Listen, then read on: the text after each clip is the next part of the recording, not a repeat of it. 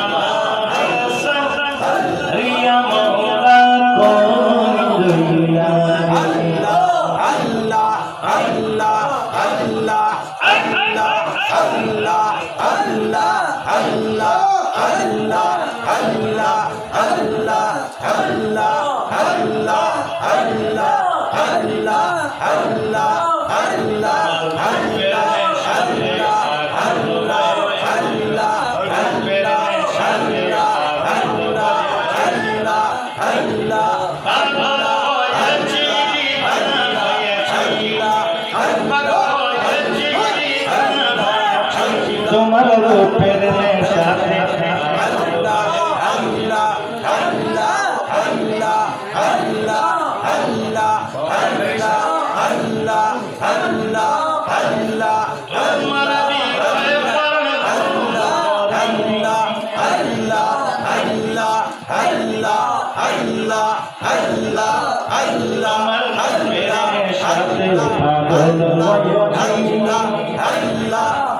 মুর্শিদ রূপের নেশাতে পাগল হয়েছি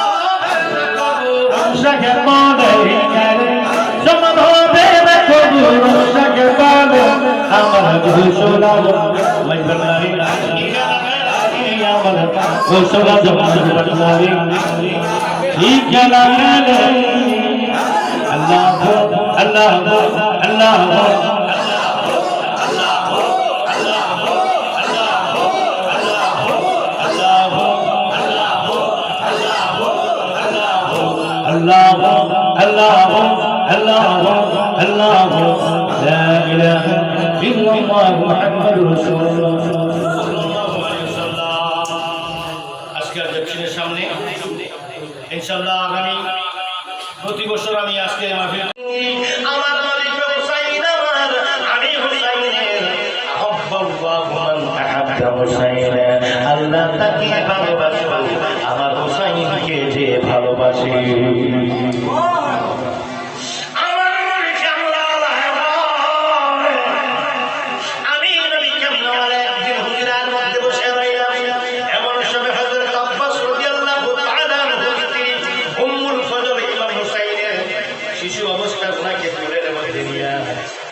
আমি নবীর সামনে হুজরার মধ্যে হাজির হয়ে গেল। হাজির হওয়ার পর আমি রাসূলুল্লাহ ইমাম হুসাইনের দিকে তাকানোর সঙ্গে সঙ্গে আল্লাহর পক্ষ থেকে হযরত জিবরাইল হাজির হয়ে গেল। হযরত জিবরাইল হাজির হওয়ার পর এবার আমি জিবরাইলের দিকে তাকিয়ে রইলাম। জিবরাইল বলে ইয়া রাসূলুল্লাহ, জিবরাইল বলে ইয়া হাবিবাল্লাহ, ইয়া নবিয়াল্লাহ, নবী গো নবী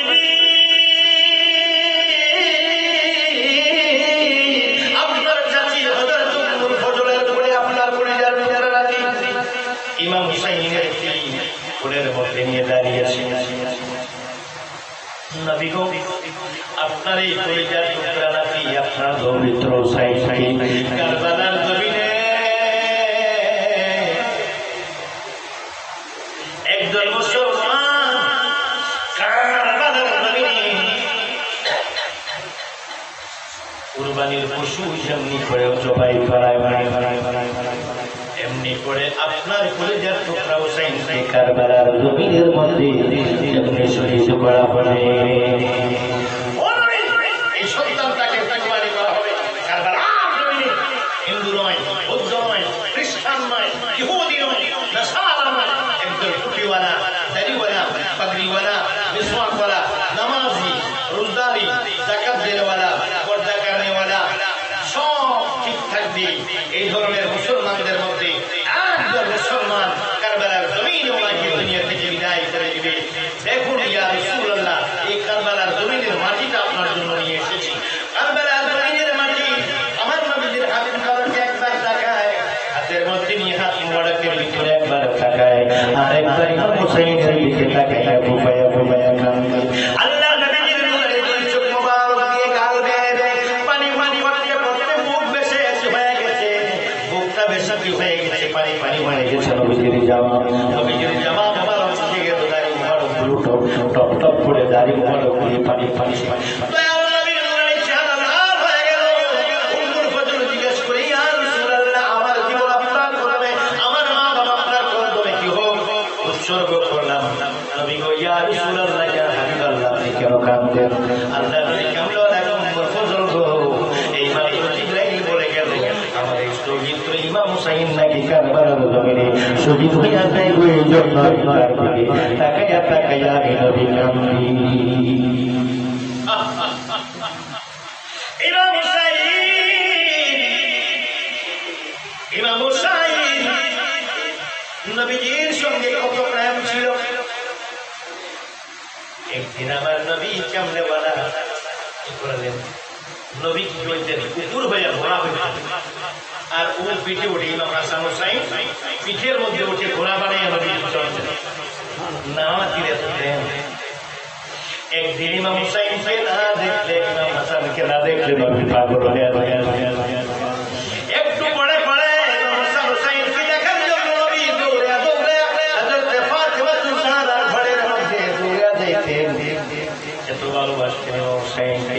একদিন আল্লাহ নবী কামলেওয়ালা হুজরা শরীফের মধ্যে বসে আছেন, এক রানের উপরে বসে আছেন হযরত ইব্রাহিম, নবীজির সন্তান, নবীজির শাহজাদা হযরত ইব্রাহিম বসে আছেন।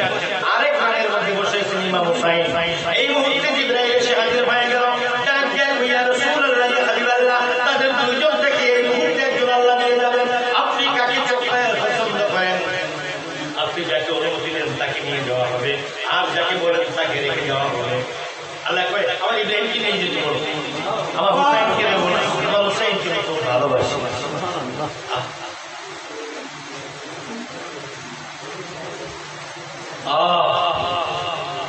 এই হুসাইন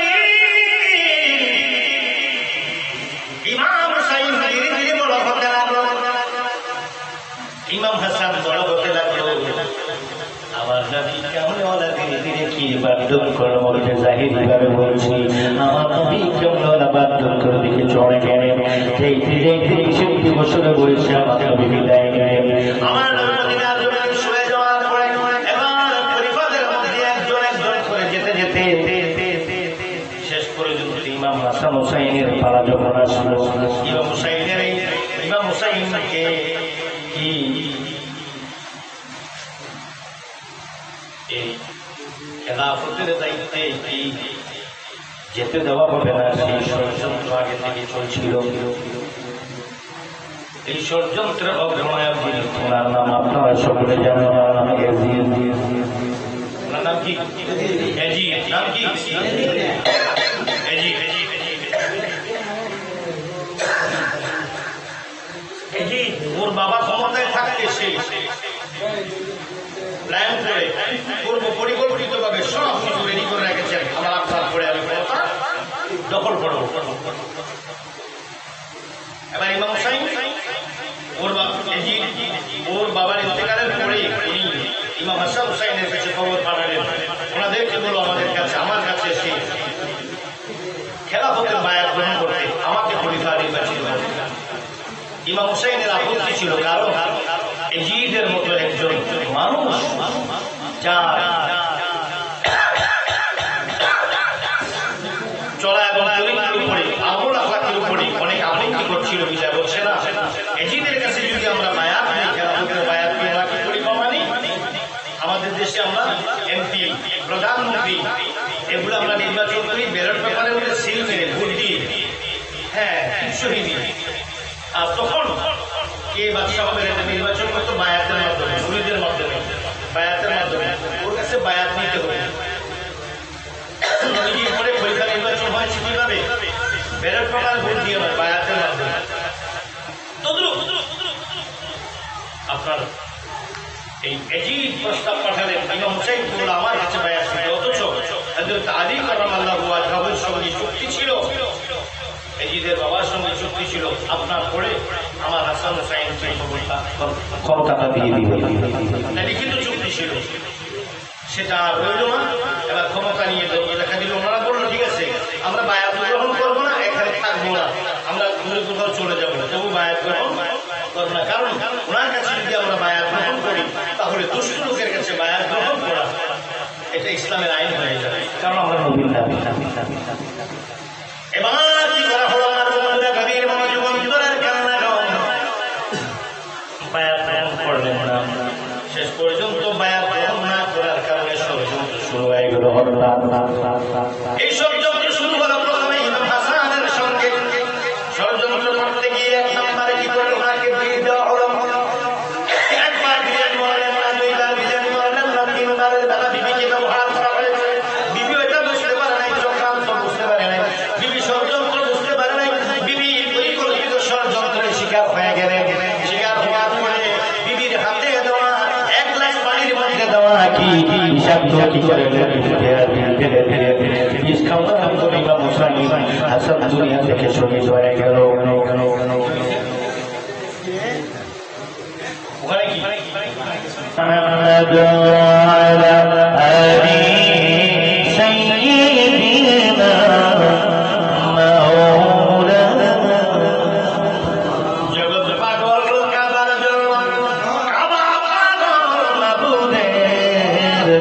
মাবুদ পাগল নবীর জন্য, নবী পাগল উম্মতের। আল্লাহুম্মা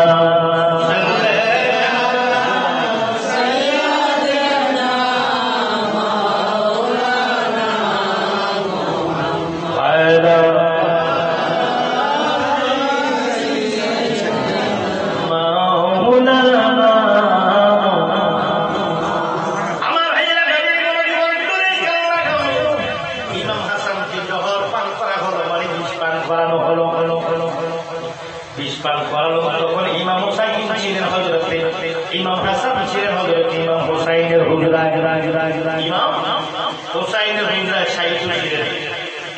যখনই উনি বুঝতে পারলেন, কারণ আল্লাহ নবী বলে গেছেন হাসান গো তুমি শহীদ হবে জোহর একদল মুসলমানেরা তোমাকে নিষ্কান করে তোমাকে দুনিয়া থেকে বিদায় করে দেবে। এবার ইমাম হাসান বুঝতে পারলেন আমাকে জহর পান করানো হয়েছে, তার আগে দুইবার করানো হয়েছিল, বুঝতে পেরেছেন কিন্তু কেটে গেছে, পাওয়ার কেটে গেছে, এটা তিনবার আমার যুগ হয়েছে। আল্লাহ লীলা পূজা করে দেয়। এবার কি করে দিয়ে লালা এসে গেছে, চোখগুলো লাল হয়ে গেছে, চেহারাটা কালো হতে হতে নির্বর্ণ হয়ে গেছে, চটপট শুরু হয়ে গেছে। বিবিকে ডাক দিয়া বলে, বিবি গো, ও বিবি আমার ভাই হুসাইনকে খবর দাও, তাড়াতাড়ি হুসাইনকে খবর দাও। কি করলা বুঝতে পারোনি তুমি, চোখ রাখতে শিকার।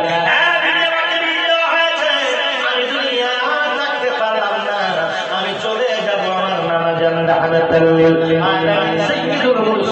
কাছে, জান্নাতে চলে যাবো, তাড়াতাড়ি আমার ভাই হুসাইনকে খবর দাও বিবি। বলার সঙ্গে সঙ্গে ইমাম হুসাইনকে ডাকা হলে ইমাম হুসাইন দৌড়ে আসলেন। ইমাম হুসাইন দৌড়ে আসেন, তুমি কাঁপতেছেন, ওরা শরীরের মধ্যে কিছু চলে আসছে, দুই চোখের পানি দুইটা হাত বাড়ায় বাইরে। আমি হাসানের বুকের মধ্যে জীবনের শেষবারের মতো বুকটা লাগাইয়া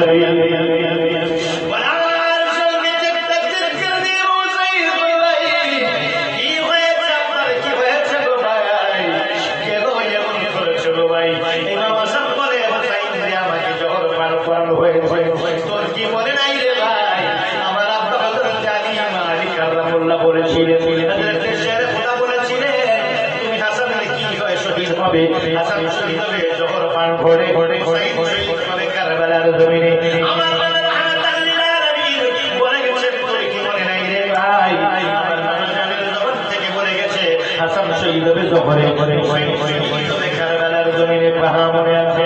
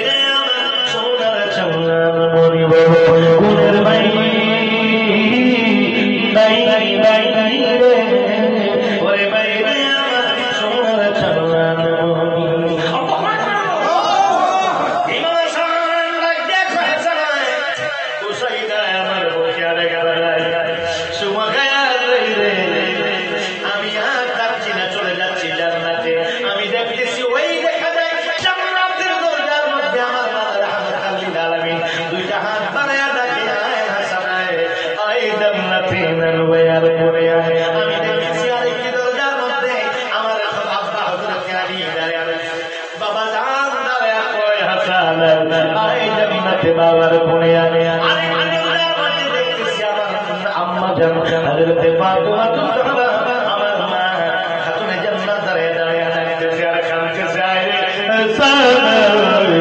আই জান্নাতে মায়ের কোলে চলে আমি আর যাচ্ছি না, চলে যাচ্ছি আমি জান্নাতে মায়ের কোলে।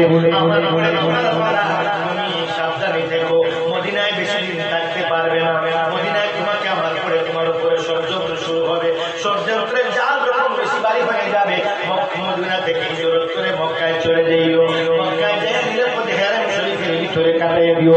সময় থাকার মক্কা শরীফটা নিরাপদ জায়গা, মক্কা শরীফের মধ্যে কোন মারার কোন হুকুম ইসলামের মধ্যে নাই, মক্কা শরীফের মধ্যে কোন প্রাণী মারার অধিকার নেই কারো। আমি যেই ব্যক্তি হেরাম শরীফের ভিতরে প্রবেশ করলো সেই ব্যক্তি যেন নিরাপদ হয়ে গেল। তুমি মক্কায় চলে যাইও। আরেকটি তাবিজের মধ্যে ছোট্ট একটি চিরকুট দিয়ে বললো, এটা কোন সময় করলে না, যদি জীবনের সবচেয়ে বড় বিপদের সময়, জীবনের সবচেয়ে কঠিন বিপদের সময় যখন তোমার সামনে আসবে তখন করলে কঠিন বিপদ না আসতে করবে না, তারাকে দিও বলে তিনি দুনিয়া থেকে বিদায় নিয়ে গেলেন।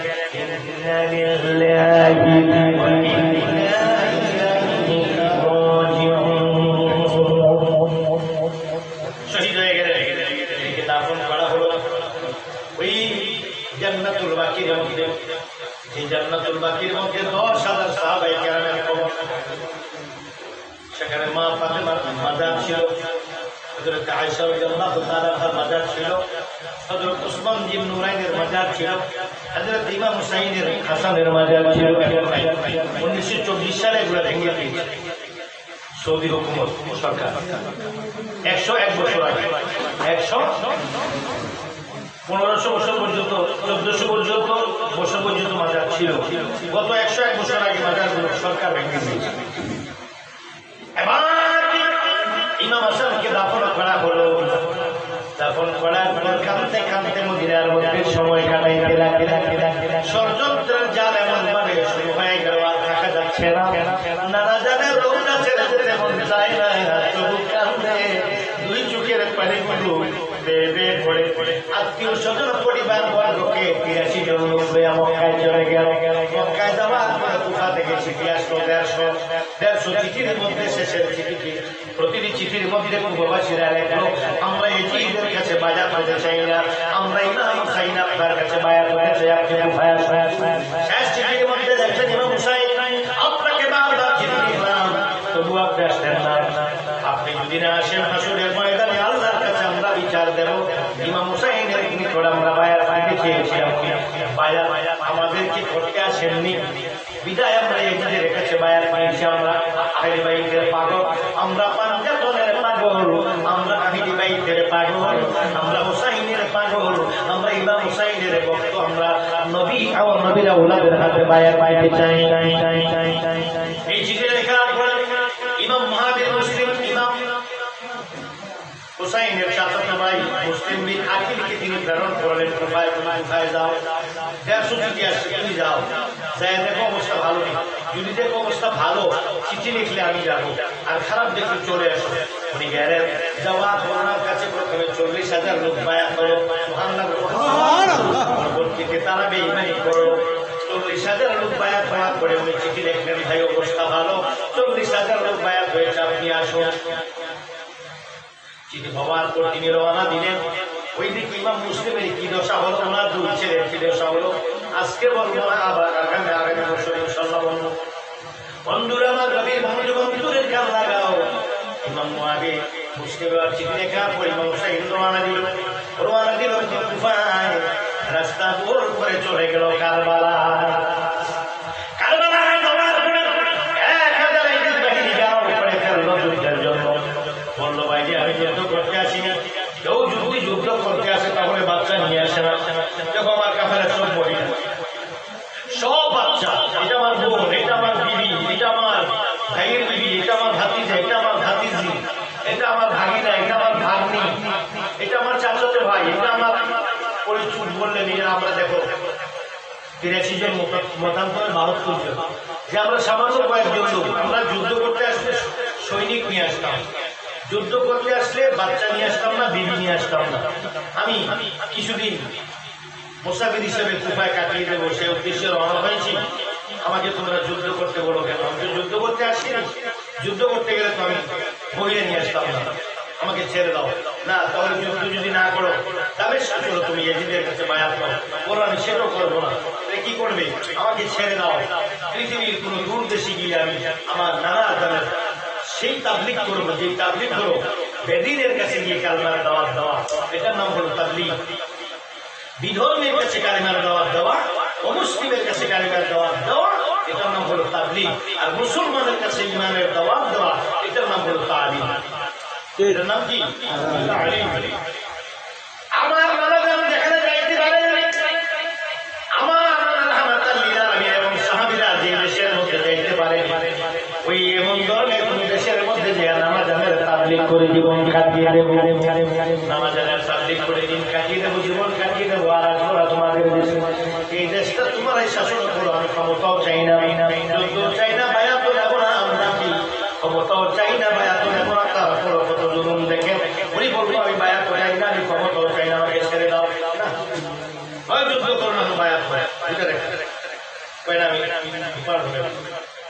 শেষ পর্যন্ত জোর করে বাধ্য করা হলো। উর্মি নিয়ে একটি ভাষণ দিয়ে বলল, আমি নবীর আওলাদ, আমি রাসূলুল্লাহ সাল্লাল্লাহু আলাইহি ওয়াসাল্লামের আওলাদ, আমি নবীর আওলাদের সঙ্গে কেমনে তোমরা দুশমনী করবা বলার পরে উর্মি নিয়ে বলল, তুমি পালিয়ে যাও, আমি আমার সৈনিকদেরকে পালিয়ে দেবো, তুমি চলে যাও। আপনি পালিয়ে যাও বলার পরে ইমাম হুসাইন পালিয়ে গেলেন। রাস্তা ভুল করে সকালবেলা আমার এই জায়গায় এমনি করে ওনাকে 3 দিন সময় দেওয়া হলো। 3 দিন তিনি রাস্তা ভুল করে আবার কারবালায় চলে আসলেন।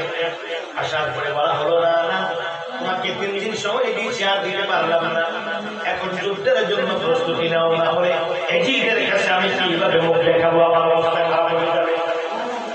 শেষ পর্যন্ত যুদ্ধের প্রস্তুতি নিতে হলো। এবার পরিবার বর্গকে ডেকে এনে বলল, ওরা আমার রক্তের পিপাসু, ওরা আমার রক্তের পাগল, তোমাদের সঙ্গে তাদের কোনো দুশমনী নেই, তোমরা চলে যাও মক্কায় অথবা মদিনায়, তোমরা চলে যাও, তারা আমার রক্তের পিপাসী, আমাকে ছেড়ে তোমরা চলে যাও। তারা বলল, না না, এত বড় স্বার্থ আমরা হতে পারবো না, হুসাইন গো, হলে আপনার সঙ্গে বাঁচবো, আমরা আপনাকে বিপদের মুখে ফেলে দিয়ে আমরা যাবো না। হুসাইন কাঁদতে লাগলেন। হঠাৎ করে নামাজের কথা মনে হয়ে গেল, হুসাইন শহীদ হয়ে কারবালায়। মুশকিলের কথা মনে হয়ে গেল, বাবা যান বলেছে আমার শহীদ হয়ে কারবালায়, এবং তাও বলেছে হুসাইন দে, যে জায়গার মধ্যে গেলে দেখবা মাটির মধ্যে আঘাত করলে, মাটির মধ্যে আঘাত করলে মাটি থেকে উপরের দিকে রক্ত ওঠে, যে জায়গার মধ্যে গেলে গাছের মধ্যে আঘাত করলে দেখবা গাছ থেকে রক্ত ঝরে, ওই জায়গাটার নাম হবে কারবালা। 3 নম্বর লক্ষণ হলো ঘোড়ার পাড়ে হয়ে যাবে, ওই জায়গাটার নাম কারবালা, ওই জায়গার মধ্যে তুমি শহীদ হয়ে যাবে। হুসাইন রাস্তা দিয়ে ক্রুজ যাচ্ছে, তাকে জিজ্ঞেস করলো, ভাই জায়গাটার নাম কি? কারবালা। গাছের মধ্যে আঘাত করে তলোয়ার দিয়ে রক্ত বের হতে লাগলো, মাটির মধ্যে আঘাত করে রক্ত বের হতে লাগলো। মেয়েরানে এবার তিনি কান্না শুরু করে দিলেন, বলছি আমি আর কখনো মদিনায় ফিরে যাবো না।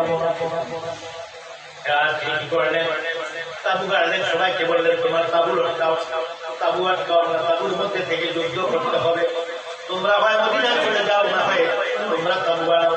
সবাই বললাম, আমরা তাবু বানিয়ে আপনার সঙ্গে থাকবো, আমরা আর কি করবো না, আপনাকে ছেড়ে যাবো না, প্রয়োজনে মরবো।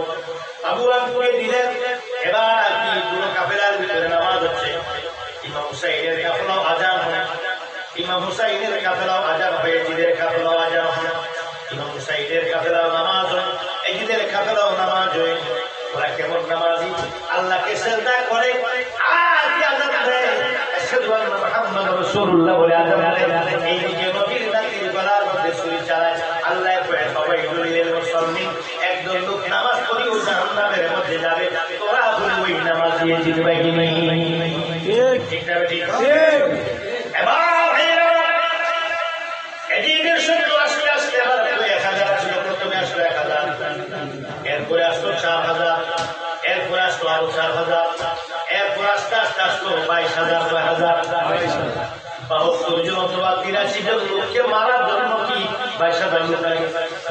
কথা বলে এত বড় জুলুম কি কোনোদিন শুনেছেন? এত বড় জুলুমের কথা কোনোদিন শুনেছেন? যে মাত্র 83 জন লোক, তাও মহিলা, 83 জন লোক, তার মধ্যে বেশিরভাগই বাচ্চা। এই ধরনের বাচ্চা এবং মহিলা ছাড়া মাত্র 8 জন পুরুষ। এই 8 জন পুরুষকে মারার জন্য বিশেষ করে টার্গেট একজন ইমাম হুসাইন, একজনকে কতল করার জন্য, হত্যা করার জন্য, শহীদ করার জন্য 22000 লোক লাগে। এত বড় জুলুম হিংসা কি পৃথিবীর কোথাও শুনেছেন? এবার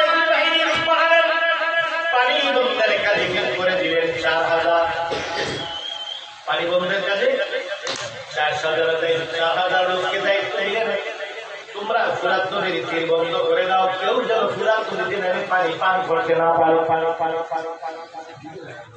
আলেম ছিল 4000, 22000-এর মধ্যে আলেম ছিল, কুরআনে হাফেজ আলেম ছিল 4000। ওই কোরআন হাদিস পড়লে শুধু আলেম বলে না, বলো কোরআন হাদিস পড়লে শুধু আলেম বলে না, আমার নবীর প্রেমে পাগল যারা তারাই মাওলানা, আমার নবীর প্রেমে পাগলে তারা তারাই মাওলা গোরা খালিস বললে শুধু আরে বলে না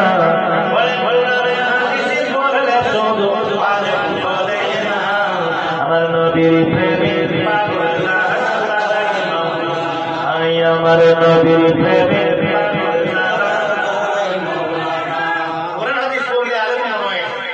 যদি নবীর প্রেম না থাকে কারণ আলেম হয়ে এলেম দিয়ে আর সে আলেম তুমি হলো আলেম আমার নবী হলো তুমি হলো ইমান তুমি হলো মুসলমান নবী হলো ইসলাম তুমি হলো ইমানদার আমার নবী হলো ইমান আমরা মুসলমান নবী ইসলাম আমরা ইমানদার নবী ইমান আমরা আলেম নবী আলেম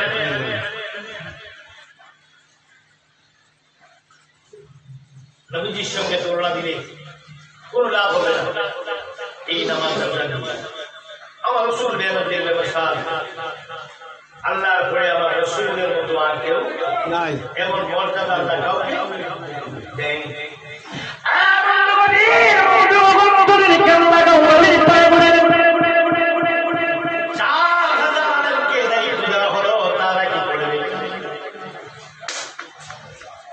ইমাম হুসাইনকে কতল করা হবে তারা ওইটাকে জায়েজের পক্ষে দলিল দেবে দুনিয়ার বিয়ারে আল্লামা জালালউদ্দিন রুমি রাহমাতুল্লাহি আলাইহি বলেছেন তোমরা একটি কুকুরকে বাড়িতে জায়গা দিও কিন্তু দুনিয়ার নবী আলেমকে বাড়িতে জায়গা দিও না প্রয়োজনে একটি কুকুরকে জায়গা দিও কিন্তু দুনিয়ার নবী আলেমকে বাড়িতে জায়গা দিও না এ তোমাদের বড় সর্বনাশ করে চলে যাবে সর্বনাশ করে চলে 4000 আলেম 4000 আলেম 4000 পরিবর্তন করার কাছে আর 16000 রইল 16000 22000 থেকে 4000 পরিবর্তন করে 18000 থেকে 4000 হলো মুফতি ওদের হাতে হলো 18000 লোকের হাতে কি করলো পুরা 22000 এর হাতে হলো 18000 হইলেন যুদ্ধের কাজে নিয়োজিত 18000 লোক কি লাগে 72 জন মারতে 83 জন মারতে এবার ভাইরা আমার ওরা যুদ্ধের জন্য যায় না কিন্তু ওরা বারবার গিয়ে তাদের চতুর্দিকে দৌড়া নিয়ে বারবার গালাগালি করে এমন গালাগালি করে তারা যেন রাগান্বিত হয়ে দেওয়া হয় এমনি করে মহরমের 1 তারিখ থেকে 10 তারিখ পর্যন্ত বহু সহ্য করলো আর পারা যায় না পেটের খিদায় আর তারা সহ্য করতে পারে না পানির পিপাসায় আর চলে না ইশারায় কথা বলে একটু দূরে গিয়ে কথাটা সুন্দর করে বলতে পারে এমন ভাবে যদি আওয়াজ দেয় আমার ওয়াজের ডিস্টার্ব হয় একটু ছোট করে কথা বলে কাছে আমার নবী বেদের মনোযোগ ও নবী পাগলের মনসাই আর সহ্য করতে পারে না মহরমের 10 তারিখ সকালবেলায় তারা বেশি কি করলো জুলুম শুরু করে দিল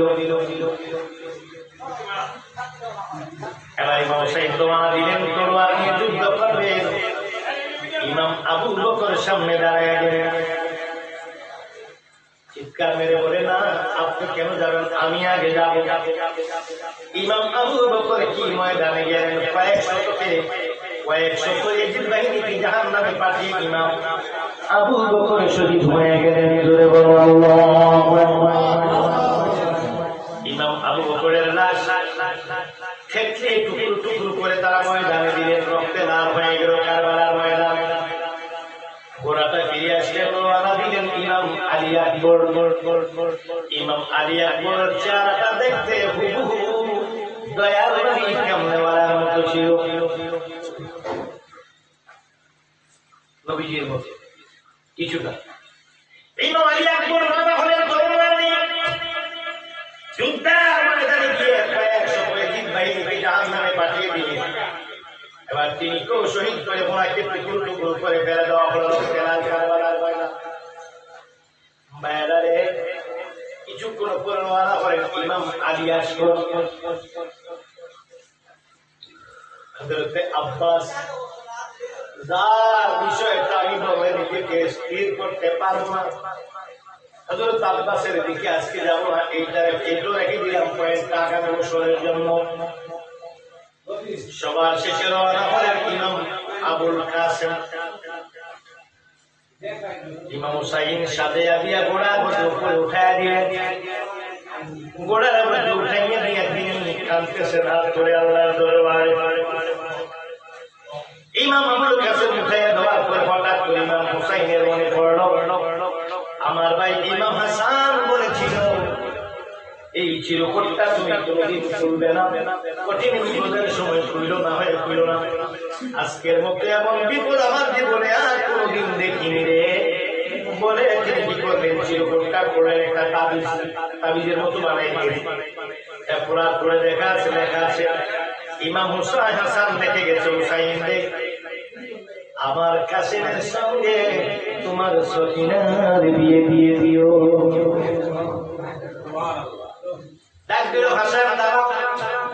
ইমাম আবুল কাসেম দাঁড়ালেন, ঘোড়া থেকে নামতে বললেন, নামলেন। নামার পরে ডাক দেয়া কই দেখো তোমার বাবা ছিল সখিনার সঙ্গে তোমার বিয়ে হবে। এখন বিয়েটা পড়াইয়া নামার পরে বিয়েটা পড়াইয়া বলো ঘোড়ার মধ্যে ওঠো। ইমাম আবুল কাসেম ঘোড়ার মধ্যে উঠে বারবার তাকায় হায় হায় কাসেম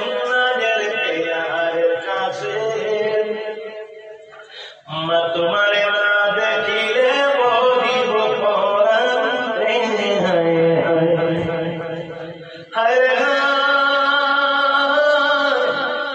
হাতে সুরে সরি কাশের যাইতাম ফুরে রানে যাইতাম ফুরে রানে দেখো রে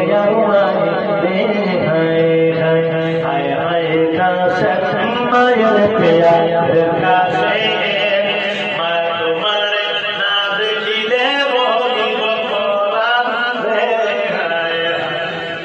ইমাম কাসেম রওনা হলেন কারবালা। সেই ময়দানের মধ্যে রওনা হওয়া তোমাদেরকে সুন্দর করে ভাষণ দিয়ে বুঝালেন, কোনো বুঝ মারে না। উনি তলোয়ার বের করার আগে তারা বৃষ্টির মতো তীর মারা শুরু করলেন। তিনি এবার কি বললাম দেখি তীরগুলো প্রতিরোধ করতে লাগে।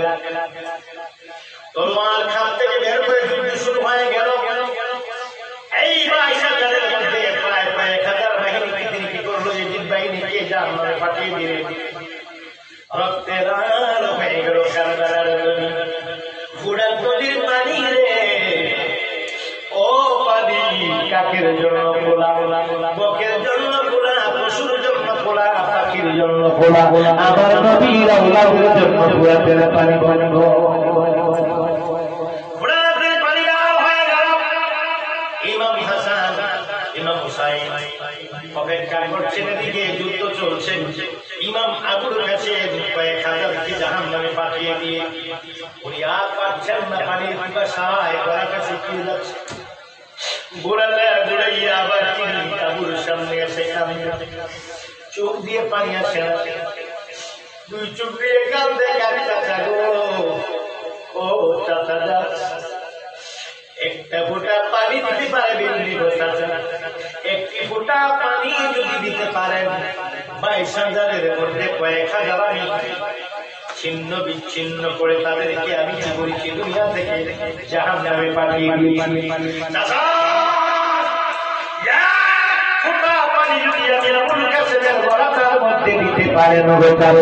আল্লাহকে সাক্ষী রেখে বলছি 22,000-এর মধ্যে একটি লোক ফিরে যেতে পারবে।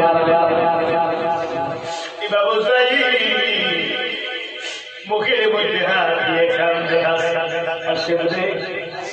এমন আবদার করলি আমি চাচা হয়ে রাখতে পারলাম না।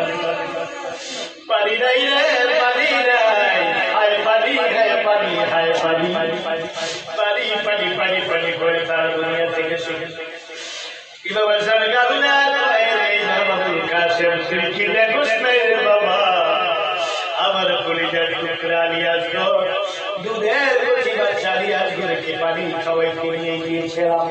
ভেবেছিলাম তারা পানি দেবে, একজন বলল তোমাকে নামতে দিলে তুমি পানি খেয়ে খাইবা, আমাকে নামতে দেয়নি। তারা বললো ইমাম আবুল আলিয়াজগরকে তারা পানি পান করে দিবে। এই জন্য বিশ্বাস করে তাদের হাতের মধ্যে দিলাম। তারা বলেছিল আমার আলিয়াজ বলতে পানি দেবে, তাদের গোলের মধ্যে ব্যবহার করে একজন আমার আবুল ইমাম আলিয়াজ গোলের মাথাটার ভিতরে এমনি দুই হাত ধরে তাকে নিচের দিকে জড়িয়ে রাখি। চিৎকার দেয় আলিয়াজ আলিয়াজ গোলের চিৎকার দিতে পারে না, পানির ভাষায় চম্পট করছে আলিয়াজ গোল। এমন অবস্থায় আমার কলিজার টুকরা আলিয়াজ গোলের নরম কচি কাঁচা বুকটার মধ্যে একটি তীর মেরে দিল। তীর মারার পরে একদিকে তীর বের হয়ে আরেক দিক থেকে পিঠের দিক থেকে বের হয়ে গেল। মধ্যে এসে বিবিকে দেখ দেখ করে বিবি আলিয়াজ গোলকে নাও, তোমার সন্তানকে জীবনের মধ্যে এমন পানি খাওয়াইছি এমন পর্যন্ত তোমার আলিয়াজ গোল আর পানি পানি করবে না। কাসেম রে, ও আবুল কাসেম, আমি এমন আলিয়াজ গোলকে পানি পান করাতে পারি না, তোমার কি ভাবে আবুল কাসেম কান্দে না। কাছে একটা ফোঁটা পানি যদি পাইতাম আজকে কারবালার জমিনটাকে উন্মুক্ত করতাম। ব্যবসায়ীর কান্দে চোখের পানি আসে না, ব্যবসায়ীরা ডাক দেখো আয় দিয়ে তোরা দেখে নেবে। ইমাম আবুল কাসেম লাভ দিয়ে নামলো, মনে করলো মনে হয় পানি দিতে পারে, মুখটার মধ্যে জড়ে কই বাতি যা পানি দিতে পারলাম না, আমার জিহ্বাটাই একটু চষে তোর গলার পানি থাকো, জিহ্বার মধ্যে দাঁড়াও নাই পানিও নাই প্রভু নেই। ইমাম হুসাইনের জিহ্বা উঠালো, ইমাম আবুল কাসেমের মুখের ভিতরে দিয়ে দিল। ইমাম আবুল কাসেম কিছুক্ষণ চষলো, চষার পরে পানির ভিতরে একটু শান্তি আসলো। তলোয়ার খাজারকে আবার তিনি দুনিয়া থেকে জাহান্নামে পাঠিয়ে দিলেন। তারা আর সহ্য করতে পারে না, পিছন দিক থেকে এসে ইমাম আবুল কাসেমের ডান হাতটা কেটে ফেললেন। তিনি খপ করে বাম হাতের মধ্যে তলোয়ার টানিয়ে যুদ্ধ শুরু করে দিলেন। বাম হাতটা জমিনে পড়ে গেছে, ডান হাতটা পড়ে গেছে জমিনে, বাম হাত দিয়ে যুদ্ধ করছেন। আবারও সেই জালিম পিছন দিক থেকে এসে বাম হাত ফেলে দিলেন। উনি ফুট করে কামড় দিয়ে তলোয়ারটা নিলেন, মুখের ভিতরে নেওয়ার পর ইমাম আবুল কাসেম মুখের ভিতরে যুদ্ধ করতেছেন, কোন রকমই তা পারে না। চতুর্দিক থেকে বৃষ্টির মতো গোটা বৃষ্টির মধ্যে তীর মারা শুরু হলো। তীর মারতে মারতে মারতে মারতে পুরো শরীর জখম করে ফেললো, পুরা তালার হয়ে গেছে। তারপরে যুদ্ধ বন্ধ হয় না। পিছন দিক থেকে ওই জালিম গিয়ে আবার ওনার পিছন দিক থেকে গর্দানের মধ্যে আরেকটি করলেন, আঘাত করলেন। আঘাত করার সঙ্গে সঙ্গে গর্দানটা কেল্লাটা পড়ে গেল, ওনার গর্দান মুবারক মস্তক মুবারক পড়ে গেল জমিনে, দেহটা পড়ে গেল জমিনের মধ্যে। এবার কি করলেন, ওনার দেহটাকে ফুটবল যেমনি করে খেলায় এমনি করে তারা কি করলেন, শক্ত শক্ত জুতা দিয়ে ওনার দেহটার মধ্যে আওলাদ রাসূলের বড়ি রে আবার নবীর দিন কলিজার টুকরা আওলাদ এই আওলাদ রাসূলের গায়ের মধ্যে জুতা দিয়ে এমন ভাবে তারা আঘাত করতে লাগলো। তলোয়ার দিয়ে মারে, বর্ষা দিয়ে মারে, বর্ষা দিয়ে কি বড় বড় আঘাত করে, তলোয়ার দিয়ে বড় বড় আঘাত করে, জুতা দিয়ে কি পা দিয়ে বড় বড় করে ফেলে এখানে শান্ত নয়। এবার কি ঘোড়াগুলো ঘুরাই, ঘোড়ার উপরে ঘোড়াগুলো ঘুরাইতে লাগলো। ঘোড়ার পায়ের ঘোড়াগুলো দিয়ে পালাইতে পালাইতে পালিয়ে পাইতে পড়লে ঘোড়ার পা গুলো দিয়ে ঘুরাইয়া ঘুরাইয়া করতেছে, ঘোড়ার উপরে জরুর করতেছে। পুরা বডিটা ছিন্ন করে দিল, টুকরো টুকরো করে দিল, আর ঘোড়া পর্যন্ত চূর্ণ বিচ্ছিন্ন করে দিল। এমনি করে আমার ভাই বলির মনোজীবন তুলে কেমন লাগান। আরেকদিকে পড়ে আছে ওনার কি সম্পাদিত মস্তক মুবারক পড়ে আছে, মস্তক মুবারকটা যেন জিন্দা মানুষের মতো চেয়ে আছে।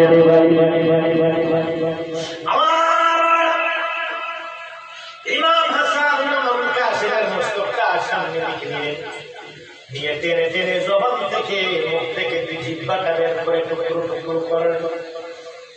লাশের মস্তক থেকে টেনে শহীদ করার পর শান্ত হয়নি, জিহ্বা দিয়ে জিহ্বাটা টেনে টেনে বের করে টুকরো করলেন। কানগুলো কেটে দিলেন, চোখগুলো উঠিয়ে ফেললেন, জুড়ি জুড়ি কি আসার মারতে লাগলেন, আঘাত করতে লাগলেন, পা দিয়ে অপমান করতে লাগলেন। ওরা নাকি নামাজি, ওরাও নাকি রোজা রাখি, আল্লাহ তোদের মতো বেঈমানের জন্য আমি নামাজ ফরজ করি নাই। আমি বলেছি ইয়া আইয়ুহাল্লাযীনা আমানু ওয়া আমিলুস সালিহাত, আমি আল্লাহ বলেছি ইমানদারের জন্য আমলে সালেহ আমি ফরজ করেছি, তোদের মতো জালিমদের জন্য আমি নামাজ ফরজ করি নাই।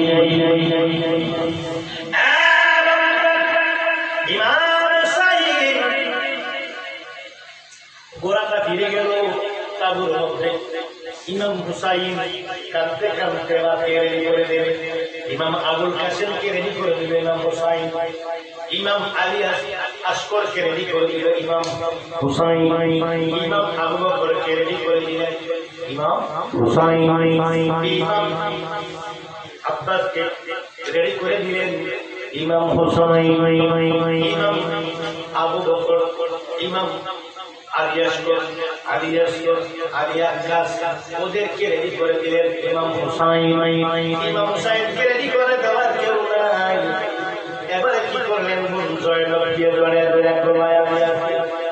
হাতের মধ্যে দিলেন একটি তলোয়ার, যে তলোয়ারটার নাম হলো জুলফিকার। এই তলোয়ারের মালিক ছিলেন শেরে খোদা মুশকিল কুশা হযরতে শেরে খোদা মওলা আলী। হযরত আলী জুলফিকার আর ভাই হাসানের ডাল পিঠের মধ্যে বইয়া উনি রওনা হলেন ওই ময়দানে যুদ্ধ করার জন্য। তাবুর মধ্যে পুরুষ লোক বলতে আর কোনো বাচ্চাও নাই, মাত্র একজন শুধু বেঁচে আছেন। পুরুষ লোকদের মধ্যে শুধু ইমাম জয়নুল আবেদিন, বয়স তার তখন 10 বছর, 14 বছর, মতান্তরে 7 সঠিকটা 10 সঠিক 10 বছর ইমাম জয়নুল আবেদিনের বয়স। গায়ের মধ্যে জ্বর, খুব অসুস্থ ছিলেন। একমাত্র একটি সন্তান, পুরো সন্তান এই কাফেলাতে আছে 83 জনের মধ্যে। শুধু ইমাম জয়নুল আবেদিন রওনা হলেন ইমাম হুসাইন যে আবার কি করলেন? ইমাম আবুল কাসেমের মতো পাগলের মতো নেমে গেলেন। প্রথমে ভাষণ দিলেন, বুঝালেন, তারা বুঝ মানলেন না। পরে যুদ্ধ বুঝালেন পর ইমাম আবুল কাসেমের মতো অবস্থাটা হলো। ইমাম হুসাইন যুদ্ধ চালালেন। 1 নম্বরে তিনি শেরে খোদার সন্তান, 2 নম্বরে শেরে খোদার তলোয়ার, 3 নম্বরে ভাই হাসানের তার সাথে আছে। এই জন্য তিনি বিশাল জয় লাভ করলেন। শত্রুরা পালিয়ে গেলেন, চতুর্দিকে ভয়ে আর পাচ্ছেন না। উনি হাঁটু পানির মধ্যে নামলেন ফোরাত নদীর তীরে। ফোরাত নদীর 3-4 হাজার বন্দী যারা ছিল তারাও পালিয়ে গেল, সবাই দূরত্ব চলে গেল। উনি পানি পানি করার জন্য নামলেন। ফোরাত নদীতে নেওয়ার পর রক্তের জন্য পানি নিতে পারে না, তবু একটু নিলেন। নেওয়ার পরে হঠাৎ করে ইমাম আলী আসগরের লাশ, আলী আসগরের লাশ, আলী আকবরের লাশ, আবুল কাসেমের লাশ, এমনি করে ইমাম আব্বাসের লাশ, হযরত ইমাম সকল ইমামদের লাশের কথা মনে পড়ে উনি কাঁদতে কাঁদতে আর পান করেননি। উপরে উঠে গেলেন। উপরে ওঠার পর উনি ওনার গায়ের মধ্যে 32টা তীর বসে আছে, 46টা বর্ষার আঘাত, 32টা তীর, 46টি বর্ষার আঘাত, 46টি তলোয়ার আঘাত গায়ের মধ্যে। রক্ত শূন্য হয়ে তিনি মাথা ঘুরিয়ে জমিনের মধ্যে পড়ে গেলেন, আর উঠতে পারেন না। এই সুযোগে একজনের নাম হলো, একজন মাওলানা সাহেবের নাম সীমা। ওই সীমা 30 পারা কোরআনের হাফেজ। যত বড় কোরআনের হাফেজ আর মুফতি হও নবী সাল্লাল্লাহু আলাইহি ওয়াসাল্লাম এবং নবীর আহলে বাইতের প্রতি যদি মহব্বত না থাকে, আর যদি পাঞ্জাবিকে মহব্বত না করবে, তোমার মতো আলেম হবে আবু জাহেলের একটি দলের লোক। ঠিক কিনা বল? এবার সীমার গিয়ে বুকের মধ্যে বসে গেল। বুকের মধ্যে বসে বাম হাত দিয়ে ইমাম হুসাইনের গলাটার ভিতরে চাপ দিয়ে ধরলেন, ডান হাত দিয়ে ছুরি চালাইলেন, গলার মধ্যে গলা কাটে না। গলা কাটে না। ইমাম হুসাইনের গলার মধ্যে যখন ছুরি চালাইল, ইমাম জয়নুল আবেদিন ওই তাবুর মধ্যে থেকে একটা চিল্লান দেয় আর উপরের দিকে লাভ দেয়। সব মা বোনেরা জড়াইয়া ধরে রাখছে, আমাকে ছেড়ে দাও, ওরা দেয় না। ইমাম হুসাইন যখন কি কান্দে আর বলে, তাদের হাতের মধ্যে ধরে কান্দে আর বলে, ধীরে ধীরে চালাও ছুরি,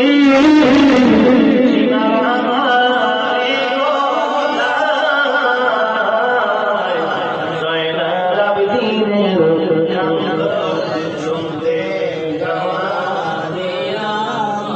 বলো, জয়নুল আবেদিনের কান্দ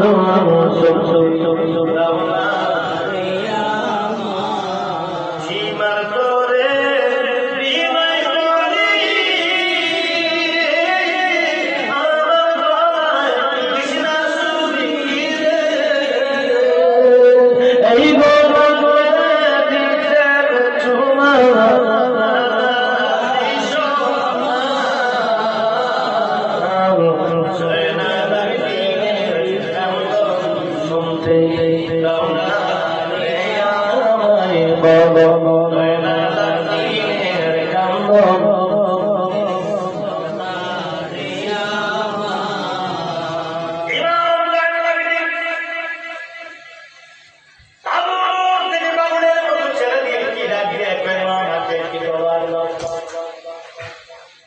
তোমরা কেমনে বুঝাই গো